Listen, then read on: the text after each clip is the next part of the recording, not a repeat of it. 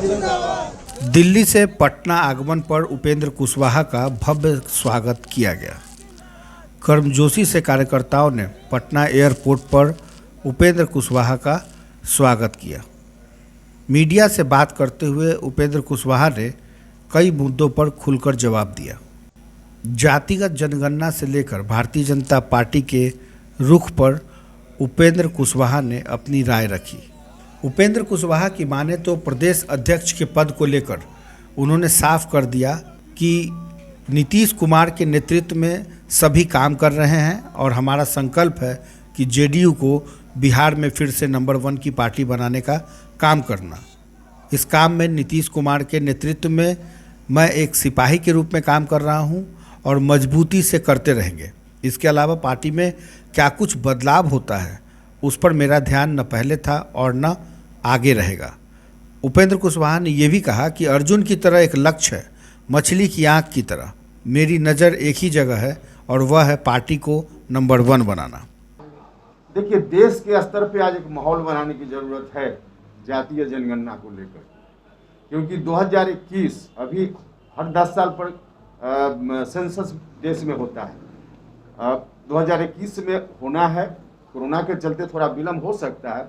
अगर इस बार नहीं हुआ तो फिर अगला 10 साल इंतजार करना पड़ेगा और तब तक इतना नुकसान, रोज नुकसान हो रहा है। और इस नुकसान को अगर आगे 10 साल के लिए और बढ़ा दिया जाए तो यह किसी के साथ न्याय नहीं होगा। इसलिए जरूरत इस बात की है कि इस बार किसी भी तरह से देश में माहौल बना करके, देश में हर तरह से लोगों को जागरूक करके और भारत सरकार को इस बात के लिए प्रेरित किया जाए कि जातीय जनगणना जो खुद ही उन्होंने कहा है एक समय पे, उसको कराना चाहिए, कराना है, कराएं। यह बात कहने की जरूरत है और इसमें नीतीश कुमार जी का रोल, बहुत बड़ा रोल देश भर में हो सकता है। तो देश भर में नीतीश कुमार का रोल हो सकता है, तो ये नहीं लगता है कि बीजेपी से भी खटपट हो जाए?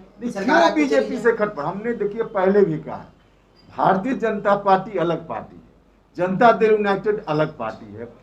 कई मुद्दों पर उनकी राय अलग हो सकती है, हमारी राय अलग हो सकती है। तो इस तरह के मुद्दों पर हमारी राय उनकी राय में है, अलग अलग हम लोग हैं, इसमें कहाँ कोई जोड़ा है। धर्म के आधार पे तो गिनती होती है, तो उसको भी बंद कर देना चाहिए, क्योंकि धार्मिक फिर उससे भी ताना बाना बिगड़ता है। कहीं से ताना बाना बिगड़ने जैसी बात नहीं है।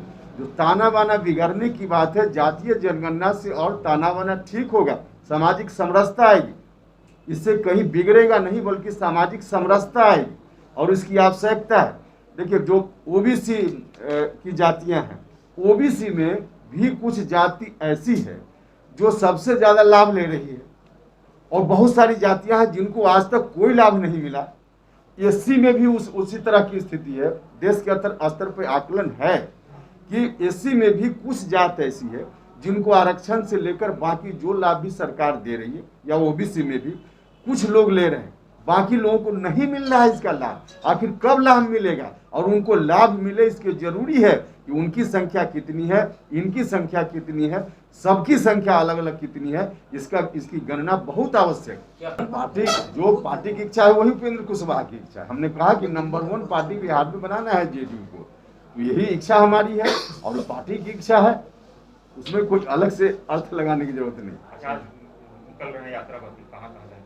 देखिए, हमारी यात्रा जो पूरे बिहार के लिए निर्धारित है, हमने 2 चरण की यात्रा समाप्त कर ली है और तीसरे चरण की यात्रा में हम निकल रहे हैं। देखिए, सबसे पहले तो धर्म का ठेकेदार किसी को होना ही नहीं चाहिए। धर्म व्यक्तिगत चीज है, हमारे लिए, आपके लिए, सबके लिए। हमारी आपकी सबकी स्वतंत्रता है और हिंदुस्तान का संविधान इस स्वतंत्रता की रक्षा करता है, जिसको जो धर्म मानना हो। अब कुछ लोग यह मानते हैं कि हम ही धर्म चलाते हैं। धर्म चलाने की बात नहीं है, धर्म तो अंदर की आस्था की चीज है। तो उसके आधार पे अगर कहीं कोई बात होती है और लोगों की ओर से यह कहते हुए कि हम ही खास धर्म के हितैषी हैं, इसलिए इसकी रक्षा हम करेंगे और धर्म का कोई परिवर्तन कर रहा है वह गलत है, तो उनका एक्शन गलत है।